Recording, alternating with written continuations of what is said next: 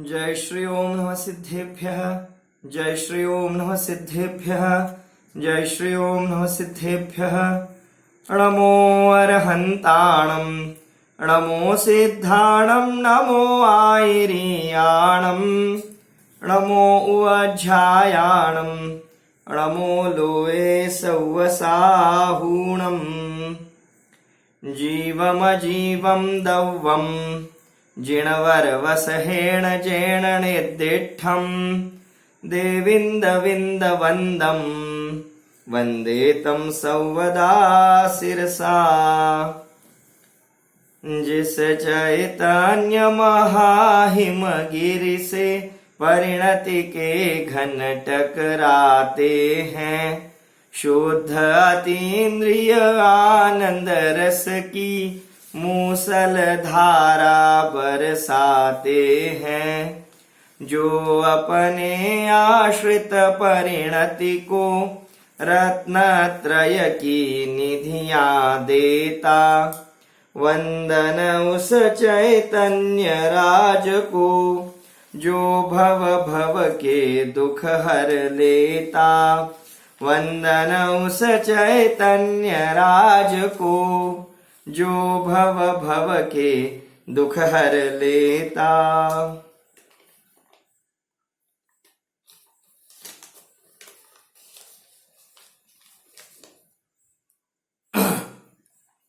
श्री नेमिचंद्र सिद्धांती देव विरचित श्री बृहद्रव्य संग्रह ग्रंथाच्या आधारे आपण स्वाध्याय करीत आहोत।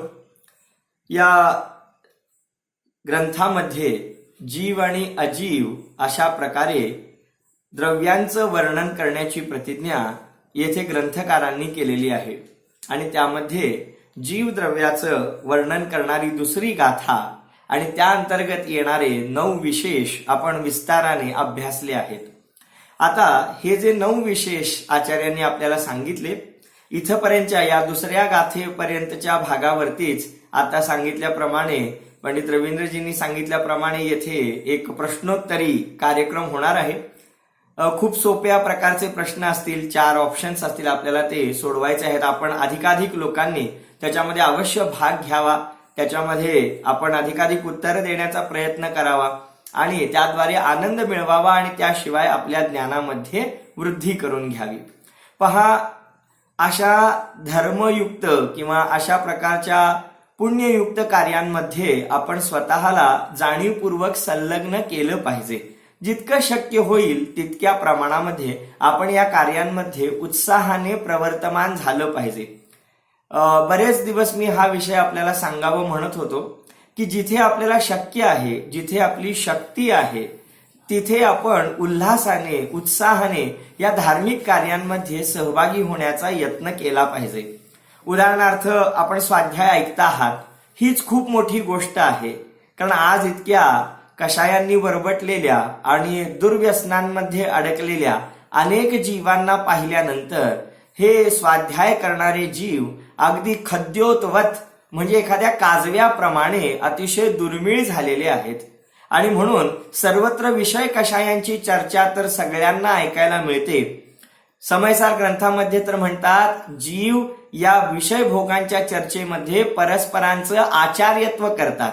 म्हणजे एखादा जीव या विषय कषायांमध्ये मागे पडत असेल, सांसारिक कार्यांमध्ये मागे पडत असेल, तर सगळेजण मिळून त्याला प्रेरणा देतात की बाबा रे, असा संसार करायचा असतो, असा पैसा मिळवायचा असतो, अशा प्रकारे संसार चालवायचा असतो। तर अशा प्रकारे सर्व लोक त्याचे गुरु बनतात आणि त्याला या संसार चक्रामध्ये अडकवण्याची शिक्षा देतात म्हणजे शिक्षण देतात। तर अशा प्रकारे हे सगळं व्यावहारिक जीवनाचं स्वरूप असताना आणि त्या व्यावहारिक जीवनाला जगताना सुद्धा अशा प्रकारच्या पारमार्थिक जीवनाची ओळख करून घेणारे आणि खऱ्या अर्थाने या पारलौकिक जीवनाला जगण्याची इच्छा बाळगणारे खरोखर धार्मिक जीव हे स्वाध्यायीच असतात आणि ते स्वाध्यायाद्वारे आपली ही खऱ्या अर्थाने योग्यता वृद्धिंगत करण्याचा प्रयत्न करतात आणि त्यांपैकी आपण एक आहात। या अर्थाने खरोखर आपण अभिनंदनीय कार्य करत आहात। हा, कोणा दुसऱ्यासाठी आपण हे कार्य करीत नाही, आपल्याच आत्मकल्याणासाठी आपण हे कार्य करतो, परंतु अशा जीवांची संख्या दुर्मिळ आहे किंवा खूप कमी आहे आणि त्यामध्ये आपण आत्मार्थी जीव आहोत, ही एक अत्यंत समाधानाची बाब आहे. तर मला हे सांगायचं होतं की मग जर आपण स्वाध्यायी आहोत तर मग थोडासा अधिक उत्साह दाखवून आपण या स्वाध्यायानंतर होणाऱ्या प्रश्नोत्तरांच्या कार्यक्रमामध्ये जर आपल्याला हे शक्य असेल तर आपण जरूर त्याच्यामध्ये सहभाग घेतला पाहिजे. थोडंसं विषयांतर होतंय, मी मूळ विषयाकडे वळणार आहे 1-2 मिनिटातच, पण हे आपण हा मुद्दा खरोखर लक्षात घ्यावा. मला उत्तर येतंय पण कशाला सांगायचं असं आपण करू नये. का? आपल्याला उत्तर येतं, हा मोबाईल हँडल करता येतो, आपल्याला उत्तर देण्याचं टेक्निक माहिती आहे, पण केवळ प्रमादाने, आळसाने आपण जर उत्तर देण्यामध्ये मागे राहत असाल तर मग उद्या मोक्ष मार्गाची शर्यत लागली किंवा मोक्ष मार्गामध्ये भगवंताचं पद द्यायचं जर सुरू झालं तर त्यावेळेला आपल्याला ते पद नाही मिळालं तर चालेल का? नाही चालणार. तर आपण या सर्व कार्यांमध्ये अधिकाधिक उत्साहाने वर्तणं जर आपल्याला शक्य असेल तर आपण कधी ना कधी त्यामध्ये सक्रिय सहभाग नोंदवला पाहिजे, कारण ते विशेष उल्हासाचं, तुमच्या परिणामांच्या विशुद्धतेचं कारण बनतं. त्याद्वारे आपल्यातला उत्साह मिळतो. पहा ना, खरोखर एखादं पैसा मिळवण्याचं कार्य असेल, एखादं सांसारिक कार्य असेल, एखाद्या नवीन गोष्टीची खरेदी करायची असेल, एखादं आपल्या मुलाचं शिक्षणाचं वगैरे कार्य असेल, मुलीच्या लग्नाचं कार्य असेल, तर आपण उत्साहाने कार्य करतो की नाही? खूप उत्साह नाही घेतला तरी यथाशक्ती आपला सहभाग त्याच्यामध्ये देतो की नाही? मग जर सांसारिक कार्यांमध्ये आपण यथाशक्ती उत्साहाने वर्तन करत असू तर धार्मिक कार्यामध्ये सुद्धा, मी सर्वांना कंपल्शन करीत नाहीये, परंतु आपल्याला येतं, जमतं, समजतं आणि तरी सुद्धा आपण या कार्यक्रमांमध्ये जर सहभागी झालो नाही तर आपल्याला प्रमादाचं थोडंसं पाप लागतं. मग तुम्ही म्हणाल असं का म्हणता? मी माझ्यावरूनच सांगतो ना, आता मला थोडंफार या बृहद्रव्य संग्रहाचं ज्ञान आहे, मला माझ्यापुरतं ज्ञान आहे, म्हणून मी जर शांत राहिलो आणि मी सांगण्याचा उत्साह दाखवला नाही तर मग आपल्याला समजेल का? नाही समजणार. मग मला येतं, मला थोडंफार समजलेलं आहे, तर मी सांगण्याचा सुद्धा उत्साह बाळगला पाहिजे, तरच आपल्यापर्यंत ते पोचू शकणार. अगदी याच पद्धतीने आपल्याला जर उत्तर येत असेल, आपल्याला जर प्रश्नमंच करण्याची सामर्थ्य आपल्यामध्ये असेल तर निश्चितच यथाशक्ती आपण त्या जातीचा प्रयत्न केला पाहिजे. कुणाला दुखवावं म्हणून मी हे सांगत नाहीये आणि या केवळ सतपथच्या कार्यक्रमामध्ये आपण सहभागी व्हावं असं म्हणत नाहीये. इथून पुढे जीवनभर जिथे जिथे आपल्याला धार्मिक कार्यांमध्ये, मग कोणत्याही स्वरूपाचं कार्य असो, जर आपल्यामध्ये ती शक्ती असेल, जर आपल्याला त्या जातीचं ज्ञान असेल, आपल्याकडे त्या कार्यक्रमामध्ये अधिकाधिक सहभागी होण्याची सामर्थ्य असेल, ज्ञान असेल, पैसा असेल, आणखी बोलण्याची कला असेल, कोणत्याही प्रकारे जे तुमच्याकडे आहेत ते, तर त्याद्वारे आपण या धर्म कार्याच्या प्रभावनेमध्ये स्वतःला अधिकाधिक गुंतवलं पाहिजे, कारण हेच संस्कार पुढील भावामध्ये आपल्या समोर फिरून परत येतात आणि हे ज्ञान पुन्हा आपल्याला पुढच्या भावामध्ये योग्य दिशा देण्यामध्ये निमित्त बनतं. प्रथमान योगातल्या अनेक कथा याच्यामध्ये सूचक आहेत. मी हे कोरं सांगत नाहीये, याचे अनेक दाखले देता येतील. मी आता पुन्हा विषयाचं म्हणजे विस्तार करीत नाही.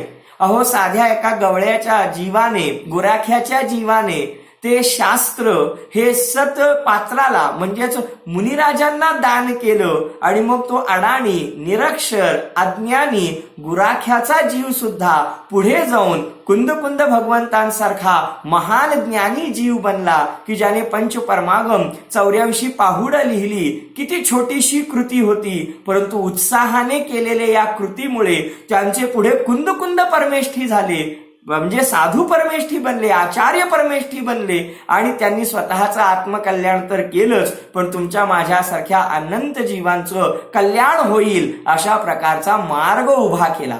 सुरुवात कुठून झाली हो? केवळ एक शास्त्र योग्य हातांमध्ये पोहोचवण्याच्या पुरुषार्थाद्वारे. अशा अनेक कथा मला आत्ता आठवतात, परंतु मी त्या इथे सांगत नाही. या सर्वांचं तात्पर्य आपण लक्षात घ्यावं. आपण जी आपल्या जीवनामध्ये बीजे पेरीत आहोत निश्चितच ती उद्या अंकुरित होणार आहेत आणि फिरून पुढच्या भावामध्ये हेच संस्कार, हेच संयोग, याच व्यक्ती पुन्हा वेगवेगळ्या निमित्ताने आपल्या समोर उभ्या ठाकणार आहेत. त्यावेळी आपण जर आपल्या मुलाबाळांना, मुलींना जर केवळ संसाराचीच शिक्षा दीक्षा दिली असेल, संसाराचंच केवळ सगळे संस्कार केले असतील, तर पुढच्या भावांमध्ये सुद्धा आपल्याला सारे संयोग संसाराचेच मिळतील. आणि जर आपण या भावामध्ये अधिकाधिक धार्मिक संयोगांचे संस्कार केले असतील तर फिरून त्या पुण्याच्या उदयामध्ये सुद्धा अधिकाधिक आपल्याला असेच निमित्त मिळत जातील. चला, खूप विस्तार झाला.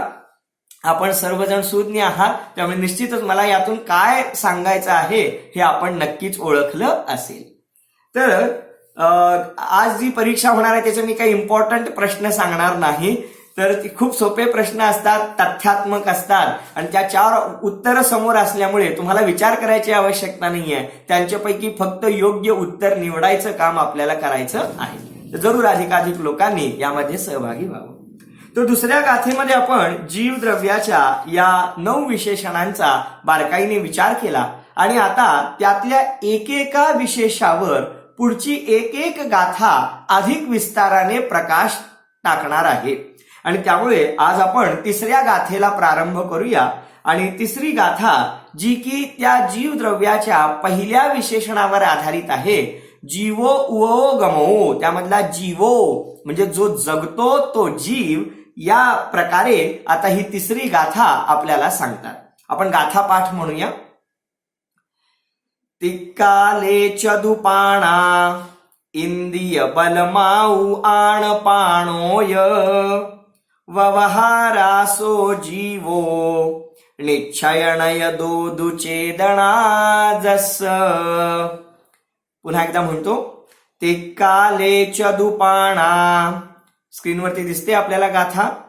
तिक्काले चदुपाणा इंदिय बलमाऊ आण पाणोय व्यवहारासो जीवो निश्चयनय दोदुचेदना जस.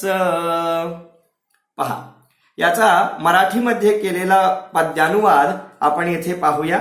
सांगली निवासी श्री प्रकाश देशमाने यांनी याचा अनुवाद केलेला आहे मराठीमध्ये. तो मी आपल्याला म्हणून दाखवतो.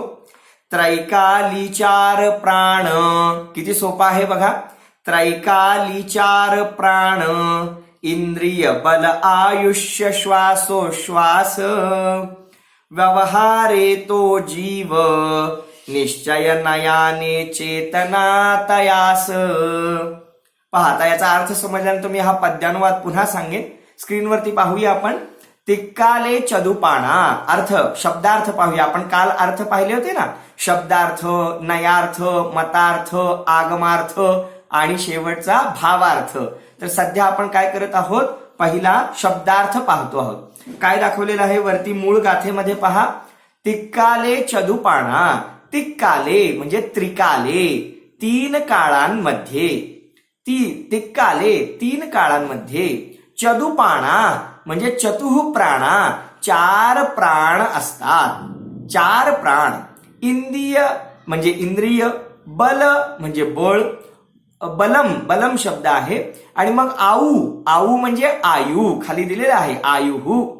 आणि मग आण पाणोय म्हणजे आन प्राणश्च, च म्हणजे आणि, आन प्राण म्हणजे श्वासोच्छ्वास.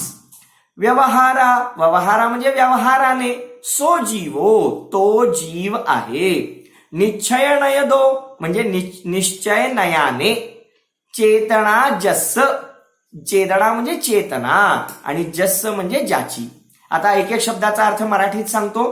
तिक्काले म्हणजे 3 काळांमध्ये. 3 काळ माहिती आहेत, भूतकाळ, वर्तमान काळ, भविष्य काळ. तर 3 काळांमध्ये चदुपाणा म्हणजे 4 प्राण असतात. थोडक्यात अर्थ असा होतो, 3 काळामध्ये जीव 4 प्राणांनी जगतो. कोणकोणते ते 4 प्राण आहेत? पहिला इंद्रिय, दुसरा बळ, तिसरा आयु आणि चौथा आन प्राण म्हणजेच श्वासोच्छ्वास. व्यवहारात सजीव म्हणजे व्यवहाराने तो जीव जाणावा. आणि निश्चयनयतु म्हणजे निश्चयनयाने तर चेतना जस, म्हणजे चेतना ज्याची चेतना आहे तो निश्चय नयाने जीव जाणावा. आता हाच पद्यानुवाद ऐका. त्रैकालीचार प्राण इंद्रिय बल आयुष्य श्वासोश्वास व्यवहारे तो जीव निश्चय नयाने चेतना तयास. खूप सोपा आहे. चला आपण आता याचा जो अन्वयार्थ आहे किंवा थोडासा जो विशदार्थ आहे तो शिकूया. काय म्हणतात आचार्यदेव या गाथेमध्ये? ते सांगतात की जीव जो आहे तो व्यवहाराने आणि निश्चयाने कशा प्रकारे जगतो ते आपण पाहूया. तर जीव व्यवहाराने 3 काळांमध्ये म्हणजे भूतकाळ, वर्तमान काळ आणि भविष्य काळामध्ये 4 प्रकारच्या प्राणांनी जगतो. कोणते प्राण आहेत? इंद्रिय. आता इंद्रियांचं तुम्हाला माहिती आहे 5 इंद्रिये असतात. इंद्रिय किती असतात? 5. कोणती? स्पर्शनेंद्रिय, रसनेंद्रिय, घ्राणेंद्रिय, चक्षुरेंद्रिय आणि कर्णेंद्रिय. हे शब्द जरी संस्कृतमध्ये असले तरी सामान्य ज्ञानेंद्रिये या नावाने ती सर्व प्रसिद्ध आहेत. अगदी 1ली-2रीच्या मुलांना सुद्धा शाळेमध्ये 5 ज्ञानेंद्रिये शिकवली जातात. कोणकोणती आहेत ती? स्पर्शनेंद्रिय म्हणजे त्वचा, दुसरी रसनेंद्रिय म्हणजे जीभ, घ्राणेंद्रिय म्हणजे नाक, चक्षुरेंद्रिय म्हणजे डोळे आणि कर्णेंद्रिय म्हणजे कान.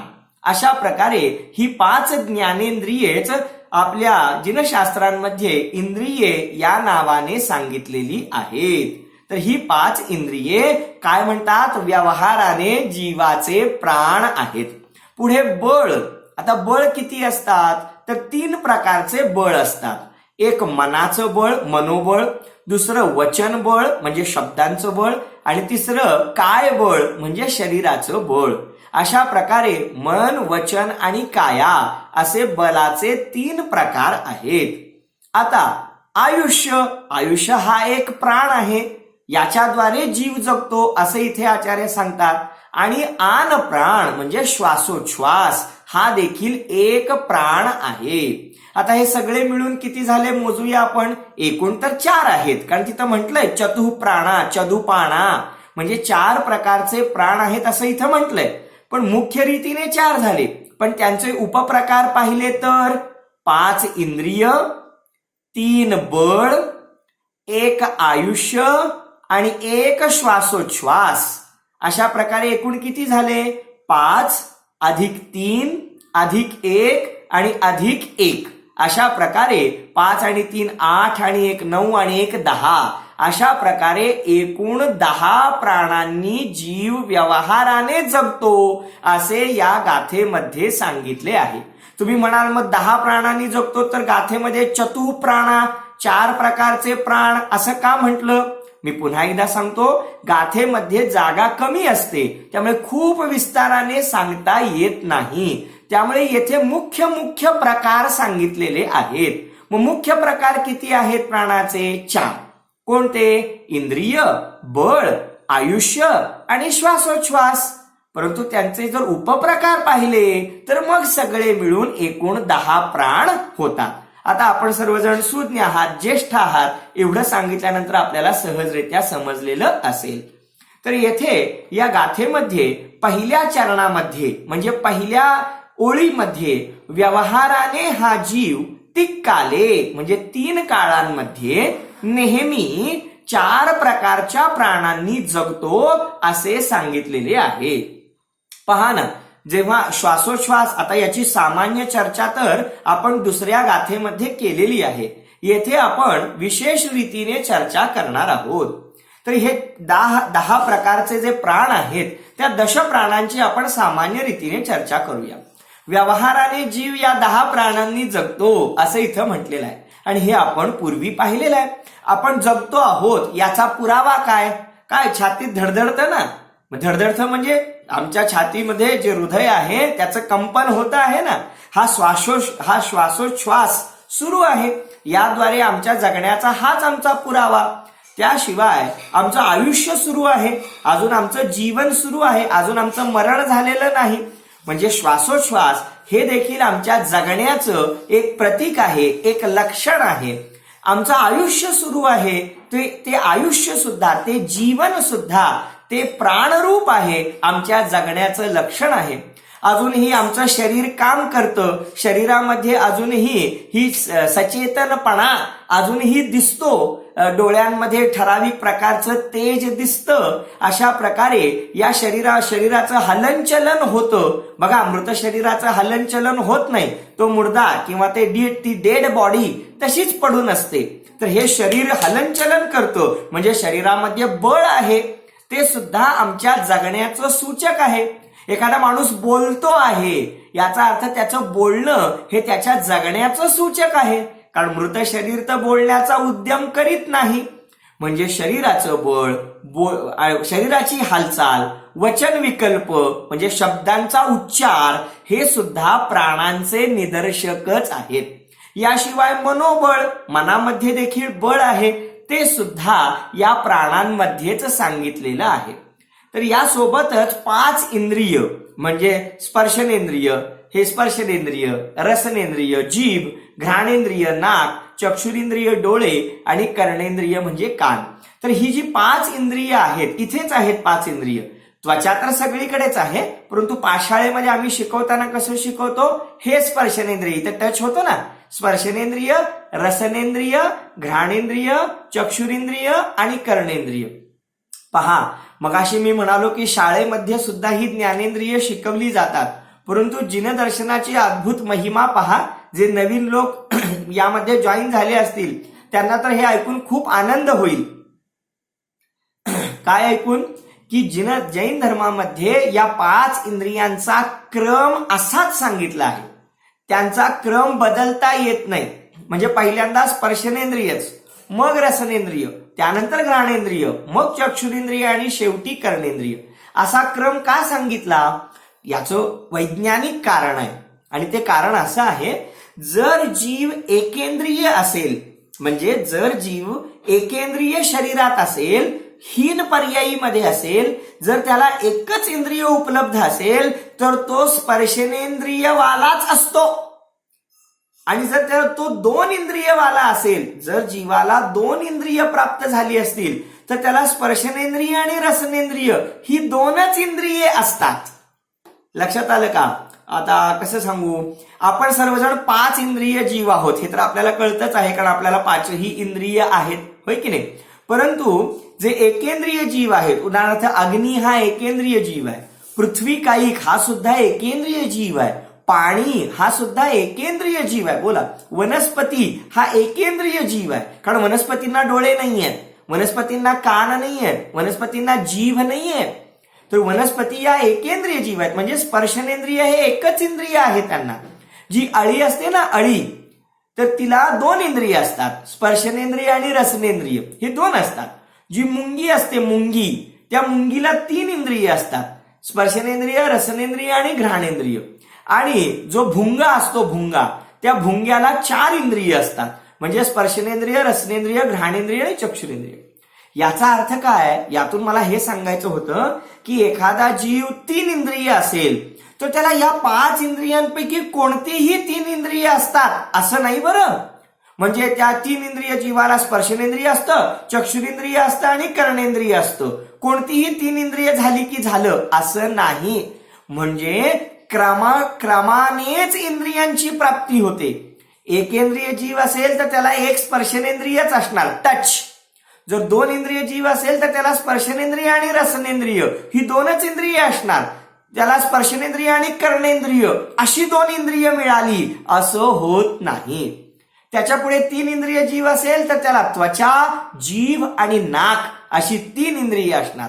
4 इंद्रिय जीव असेल तर याच क्रमाने त्वचा, जीभ, नाक आणि डोळे. आणि 5 इंद्रिय जीव असेल तर याच क्रमाने त्वचा, जीभ, नाक, डोळे आणि कान. म्हणजे क्रमशः या इंद्रियांचा विकास याच माध्यमातून होतो. आदलं मधलं कोणतंही इंद्रिय मिळून जीव बनत नाही. अशा प्रकारे या ज्ञानेंद्रियाचा विकास सुद्धा याच क्रमाने होतो. बोला, पाठशाळेतील लहान लहान मुलांना सुद्धा इतकं वैज्ञानिक ज्ञान या पाठशाळेच्या माध्यमातून मिळतं, ते आपण खऱ्या अर्थानं त्यांच्यापर्यंत पोहोचवण्याची आवश्यकता आहे. तर अशा प्रकारे ही जी 5 इंद्रिय आहेत, ही 5 इंद्रिय, या 5 इंद्रियांच्या माध्यमातून जीव व्यवहाराने जगतो असे येथे नेमिचंद्र सिद्धांती देव सांगतात. मग एकेंद्रिय जीव असेल तर एकेंद्रियाच्या माध्यमातून, 2 इंद्रिय जीव असेल तर 2 इंद्रियांच्या माध्यमातून, 4 इंद्रिय असेल तर 4 इंद्रिय. जितकी इंद्रिय उपलब्ध असतील त्याला ज्या पर्यायीमध्ये त्या इंद्रियांच्या माध्यमातून जीव व्यवहाराने जगतो असे येथे सांगितले आहे. आणि म्हणून ही 5 इंद्रिय म्हणजे जीवाचा प्राण आहेत असं इथं म्हणतात. त्यानंतर दुसरं आहे बळ. सांगितलं जातं मनोबळ, वचन बळ आणि शरीराचं बळ ही सुद्धा प्राण रूपाने सांगितली गेली आहे. पुढे आयुष्य, जोपर्यंत जीवन आहे तोपर्यंतच जगणार. एकदा जीवन संपलं, आयुष्य संपलं की तो मरणाला प्राप्त होतो. आणि म्हणून आयुष्य हा सुद्धा जीवाचा एक प्राण आहे. आणि श्वासोच्छ्वास, जोपर्यंत हा श्वासोच्छ्वास सुरू आहे तोपर्यंत जीवन आहे. श्वासोच्छ्वास संपला की जीवन संपतं, जीव मरणाला प्राप्त होतो. हे सर्वमान्य तथ्य आहे. तर येथे सांगतात की व्यवहाराने हे 10 प्राण खऱ्या अर्थाने जीवाला जगवितात. जीव जगतो तो या 10 प्राणांनी जगतो अशा प्रकारे येथे वर्णन केलेले आहे. आता हा झाला पूर्वार्ध. आता याचा उलट पक्ष पण सांगतात की बाबा रे, व्यवहाराने जरी जीव या 10 प्राणांनी जगत असला तरी वास्तवामध्ये पाहिलं, निश्चयनयाने पाहिलं, भूतार्थनयाने पाहिलं, जीवाच्या शुद्ध स्वभावाकडे जाऊन पाहिलं तर हा जीव 10 प्राणांनी जगत नाही, तर आपल्या चैतन्य रूप प्राणांनी जगतो. स्वतःच्या जीवपणामुळे जगतो. ज्ञान दर्शन रूप जे चैतन्य रस जो जीवामध्ये विद्यमान आहे त्यामुळे हा जीव जगतो. 10 प्राणांनी हा जीव जगत नाही असं या गाथेचा दुसरा उत्तरार्ध आहे. बोला, असं शक्य आहे? एकाच गाथेमध्ये 2 विरुद्ध गोष्टी सांगायच्या. एकीकडे म्हणतात 10 प्राणांनी जीव जगतो, दुसरीकडे म्हणतात 10 प्राणांनी जगत नाही बरं, केवळ आपल्या चैतन्य प्राणांनी जगतो. मग यातलं कोणतं खरं धरायचं? दोन्हीपैकी कोणतं योग्य आहे, कोणतं सत्य आहे? बाबा रे, हे अनेकांतवादी दर्शन आहे. जैन दर्शन हा अनेकांत स्वीकारलेला आहे आणि म्हणून याच्यामध्ये कुठेही एकांत नाही. वर्तमान पर्यायीला पाहाल, वर्तमान अवस्थेला पाहाल, सध्याची जीवाची स्थिती पाहाल तर तो या 10 प्राणांनी जगताना दिसतो आणि ते खरं आहे. परंतु अंतिम सत्य ते आहे असं नाही. तर या उलट जीवाचं जर शुद्ध स्वभाव, मूळ त्याचं स्वरूप पाहाल, त्याचं अनादि अनंत रूप डोळ्यासमोर घ्याल तर मग लक्षात येईल की 10 प्राणांनी जगणं हा काही जीवाचा स्वभाव नाही आहे, जीवाचं मूळ रूप नाही आहे, तर चैतन्य प्राणांनी जगणं हेच त्या जीवाचं खरंखुरं जगण्याचं कारण आहे असं येथे या गाथेमध्ये सांगतात. आता नवीन लोकांच्या समोर फार मोठा प्रश्न पडला असेल, इतका मोठा पेच प्रसंग की आता हे आम्हाला सगळं कसं समजणार? बाबा रे, हे खूप सोपं आहे. आपण आता केवळ त्याचा सामान्य अर्थ पाहतो आहोत. आपण अजून याच्या खोलीमध्ये हळूहळू जाणार आहोत. त्यामुळे घाई करू नका. मी पहिल्या दिवसापासून सांगतो आहे, घाई करू नका. हळूहळू पहिल्या व्याख्यानामध्ये केवळ शब्दांचा परिचय होतो, मग हळूहळू आपल्याला त्याची खोली कळत जाते आणि शेवटी गाथा पूर्ण होता होता आपल्याला सर्व काही समजलेलं असतं. असा आजपर्यंत शिकलेल्यांचा अनुभव आहे. काय करायचं मग आम्ही? केवळ धीर धरायचा. बस इतकं केलं नक्की आपल्याला हे तत्वज्ञान समजून येणारच येणार याची खात्री बाळगा.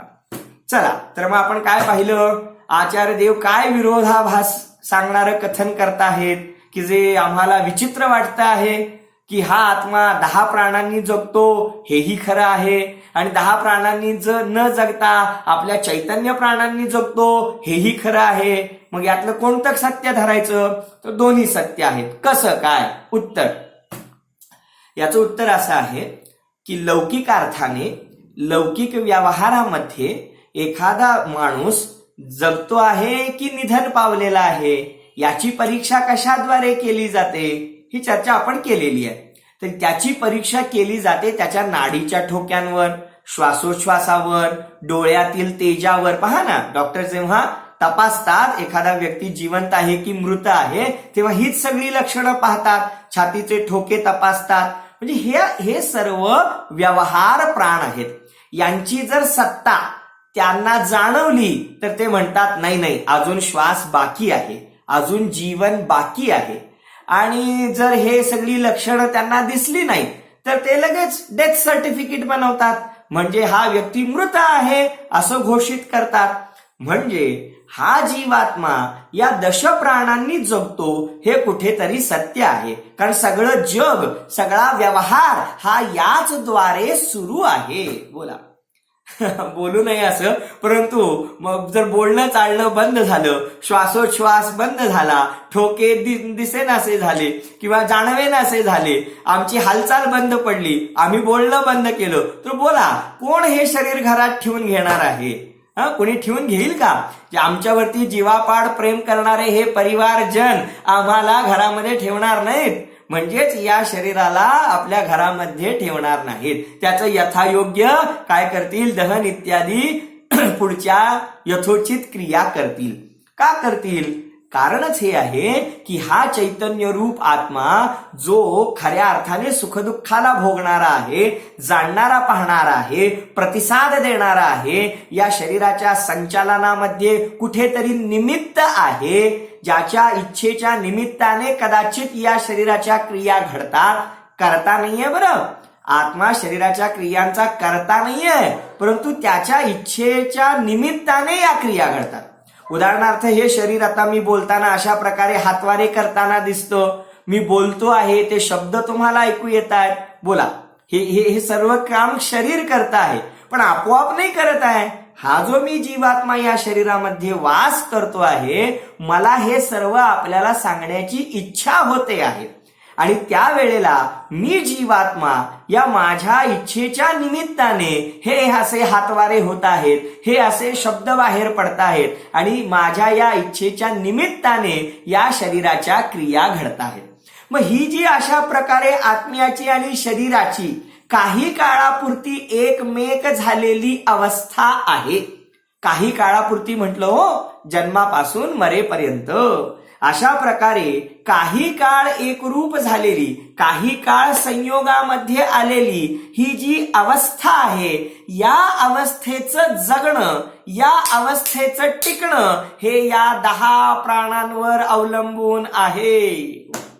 सावधान! जे बऱ्याच वर्षांपासून स्वाध्याय करणारे स्वाध्यायी जीव आहेत त्यांनी सावधान होऊन ऐकावं, कारण त्यांना आता मी जे सांगणार आहे त्याच्यावरती भरपूर शंका येणार आहेत आणि त्या तुम्हाला विचाराव्या लागू नयेत, म्हणून कान देऊन ऐका. पुन्हा एकदा सांगतो, हा जीवात्मा या शरीरामध्ये काही काळापुरता वास करतो आहे, आणि जितक्या काळापुरतं आयुष्य आहे, जितक्या काळापर्यंत या शरीराचा संयोग आहे, तितक्या काळापर्यंत या आत्म्याला शरीरापासून कोणतीही शक्ती अलग करू शकत नाही, विलग करू शकत नाही. आयु कर्म संपल्याशिवाय, म्हणजेच मरण क्षण आल्याशिवाय शरीराला आत्म्यापासून वेगळं कुणीही करू शकत नाही. शरीर आणि आत्मा एकत्रच राहणार, एकमेक होणार म्हटलं नाही मी, एकमेकात घुसणार म्हटलं नाही. शरीर आणि आत्मा एकत्र राहणार, एकत्र एका ठिकाणी राहणार, आणि जोपर्यंत मरण होत नाही तोपर्यंत यांना वेगवेगळं करता येत नाही. हाच व्यवहार नयाचा विषय आहे. आता पुढचं ऐका, की जर आत्मा आणि शरीर काही काळापुरते एकत्र राहणार असतील तर मग त्यांचं ही जी एकत्र राहणे रूप अवस्था आहे त्याचं नाव जीवन आहे. आणि ते जीवन कशावर अवलंबून आहे? या शरीर आणि आत्म्याचं एकत्रित राहणं काही काळापुरतं हे कशावर अवलंबून आहे, तर हे या 10 प्राणांवर अवलंबून आहे. जोपर्यंत हे 10 प्राण आहेत तोपर्यंत आत्मा आणि शरीर एकत्र आहेत, एकमेक नाही, एकत्र एका ठिकाणी आहेत. हे 10 प्राण संपले, या 10 प्राणांचा अभाव झाला, हे 10 प्राण नष्ट झाले की बस हा आत्मा आणि हे शरीर वेगवेगळं होणार. मग हा आत्मा त्या शरीरात वास करीत नाही. थोडक्यात जुन्या लोकांसाठी सांगतो, शरीर आणि आत्म्याची ही जी असमान जाती द्रव्य पर्याय निर्माण झालेली आहे, तर ही जी एकत्रित झालेली जी अवस्था निर्माण झालेली आहे, या अवस्थेला टिकण्यासाठी, तशीच टिकून राहण्यासाठी 10 प्राणांची आवश्यकता आहे. 10 ही प्राण संपले आहेत, 10 प्राणांपैकी एकही प्राण नाहीये आणि तरी देखील आत्मा शरीरामध्ये वास करून राहिलेला आहे, त्याचं जीवन सुरू आहे, असं कदापिही होणे शक्य नाही. आणि म्हणून येथे म्हणतात, व्यवहाराने शरीरामध्ये हा आत्मा निवास करतो, त्यावेळेला तो 10 प्राणांनी जगतो. जोपर्यंत हे 10 प्राण आहेत तोपर्यंत आत्म्याचं या शरीरासोबत थांबणं आहे. 10 प्राण संपले की हा आत्मा या शरीराला सोडून चालला. माझ्या मते विषय खूप स्पष्ट झाला असेल, कारण मी अत्यंत म्हणजे काय एक घाव 2 तुकडे याप्रमाणे स्पष्ट करण्याचा प्रयत्न केला. आणि हे न समजल्यामुळे पुढे तत्वज्ञानाचा अभ्यास करताना, महाशास्त्रांचा अभ्यास करताना बऱ्याच शंका उभ्या राहताना दिसतात. आणि म्हणून हे मुळातच आपल्याला क्लिअर झालं पाहिजे की आत्मा भिन्न आहे, शरीर भिन्न आहे, परंतु काही काळ या दोघांचा एका ठिकाणी संयोग झालेला आहे आणि तो संयोग टिकण्यासाठी या 10 प्राणांची आवश्यकता आहे. आणि म्हणून आचार्यदेव म्हणतात की हा जीवात्मा शरीरासोबत असताना या 10 प्राणांनी जगतो. म्हणजे आत्म्याची आणि शरीराची ही एकत्रित अवस्था या 10 प्राणांमुळे टिकून आहे. 10 प्राणांचा अभाव झाला असता हा आत्मा या शरीराला सोडून निघून जातो, म्हणजेच लौकिक अर्थाने त्याचं मरण होतं, ती व्यक्ती निधनाला प्राप्त होते. लक्षात आलं? म्हणजे या तुमचं माझं हे प्रकट असलेलं व्यक्त जीवन हे या 10 प्राणांवर अवलंबून आहे. हे 10 प्राण संपले की लोक आपल्या मागे विशिष्ट पदवी लावायला मोकळे झाले. कोणती पदवी माहितीये ना? कैलासवासी, स्वर्गवासी. हे आम्हाला असं वाटतं आम्हाला ही पदवी कधी लागणारच नाही, या भ्रमात आम्ही जगतो आहोत. ओहो, आम्हाला तर अशा प्रकारचं सुंदर शिक्षण देण्यात आलं. ओहो, आम्हाला जिवंत असतानाच आपला फोटो भिंतीवरती लागला आहे, त्याला हार लावलेला आहे. अशा प्रकारे आत्ताच पाहण्याजोगं शिक्षण आम्हाला या अध्यात्मशास्त्रांना शिकत असताना देण्यात आलं. ओहो, हे आमचं फार मोठं अहोभाग्य आहे की आपलं मरण झाल्यानंतर आपले परिवारजन काय करत असतील, कशा प्रकारे वास्तवामध्ये काय त्यांची अवस्था झाली असेल, हे आपण दृश्य रीतीने कल्पना करणं हेच खऱ्या अर्थानं जीवाला वैराग्याचं कारण आहे.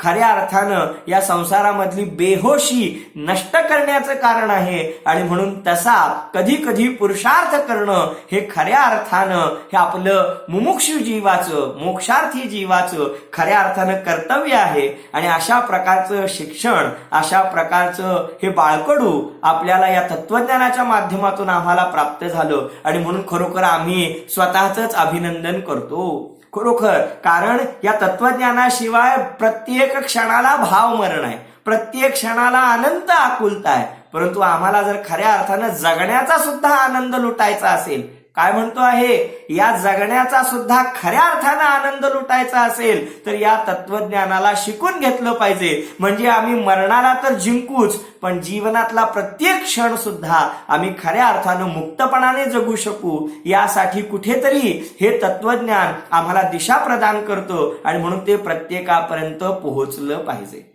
काय सांगत होतो मी की जोपर्यंत आपल्यामध्ये हे 10 प्राण आहेत, दिसत आहेत, तोपर्यंत सगळेजण आम्हाला जिवंत म्हणतायत. हे 10 प्राण संपले की झालं, आम्ही निघालो, बरोबर आहे की नाही? मग आता प्रश्न येथे झाला की खरोखर लौकिक अर्थाने, व्यवहाराने या 10 प्राणांनी आपण जगतो आहोत हे खरं आहे, तोपर्यंतच आपण जिवंत आहोत याची खात्री आहे. आणि हे 10 प्राण संपले की लगेच डेथ सर्टिफिकेट बनतं.